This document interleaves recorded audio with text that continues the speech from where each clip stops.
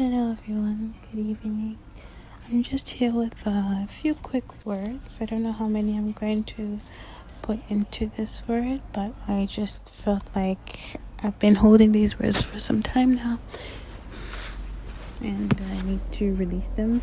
So I'm just being obedient and releasing the words. So it's about 3 words into one. So bear with me. I will let you know how it goes. And one is a kingdom spouse word, and the other is more so just prophetic instructions over what's happening. So it was God had revealed to me through a dream. All of these were revealed through dreams. The first 2 are related. The last one, I'm not sure if it's related, but I do think it's an important word as well. So just listen to the end to know if this message is for you and to find out what instructions God has for you. So for the first message, I wanted to alert you guys that they're in this dream. There was I was in my home, and there was this python, a snake that was around, that I had held by the head. I dreamt that I was already holding it by the head and I was about to put it in a basket. But before I could put it in the basket, I got scared and I dropped it. And there was someone holding the basket going to help me lower the snake into the basket. So as we were about to put it, I got scared. I let go of the snake, and the snake crawled away, snuck away, and it went into like my sister's room.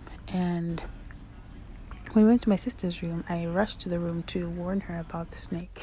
So she hesitantly moved away from the bed before the snake could get to her, and then when she saw the snake, she believed me. And after she saw it, I realized, like, oh my goodness, that snake looks so fat. Where's the baby? Because there's a baby at my home even in this dream. So I rushed, checked for the baby. Baby wasn't there. Turns out the snake was fat because it had swallowed the baby. I'll get into the interpretation later. So what happened was, after I alerted my sister, and the person who was holding the basket in the living room, who was a guy. I don't know, I couldn't recognize the guy. All I know is that they were helping move the snake.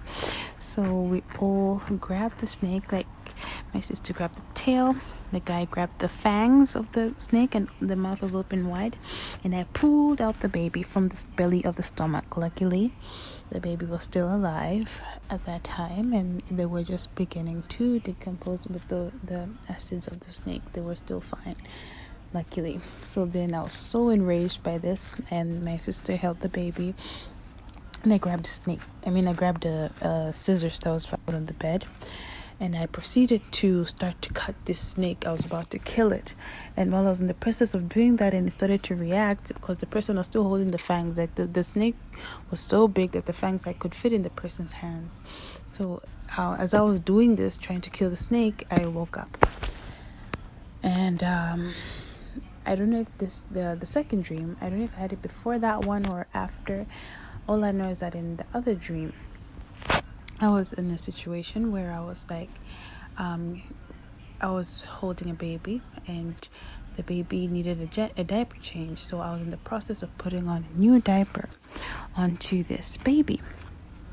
So let me get into the interpretation. For some of you guys, there has been a python spirit around your blessings. There's been a python spirit trying to devour your blessings, but God is revealing through the stream that you have been able to release your blessing from the bondage of that python spirit. Like, the devil, the serpent, was trying to devour your blessings, but you have been successful, and because of your obedience to God, you have been successful in having your blessing released.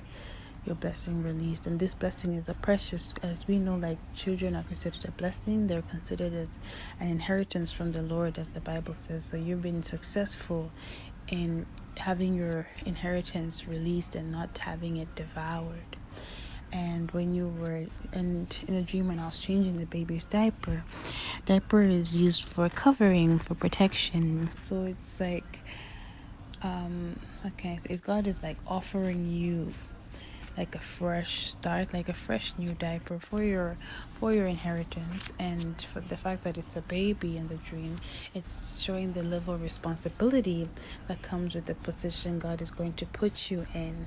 It is showing the level of responsibility God is bestowing upon you. How you're supposed to take care of a baby is how you're supposed to pay attention to the blessing God is giving to you, because it is finally you've gotten it back, and that blessing needs to be taken care of. For the second part of the word, the dream was this lady. In this dream it was me, but I know it wasn't me. Like in the dream it didn't look like me.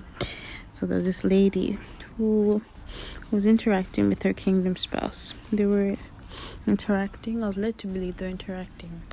And she was getting advice from this other woman. There was two women. This other woman in the dream kept giving her advice, but in the dream she was complaining to the woman like, hey, the advice you're giving me is not working. And the lady just kept telling her, no, just follow it, trust me, it's going to work out well.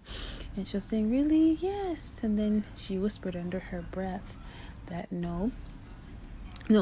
she whispered under her breath that it's going to work out well for me anyway, like he's going to fall in love with me anyway. So what I was led to understand from this dream, because that was the end of the dream, is that be careful where you're getting your advice from. There are people who either admire your spouse or they admire your promise and they want it for themselves. So they're going to try and give you wrong advice to get you to give up your promise, and to just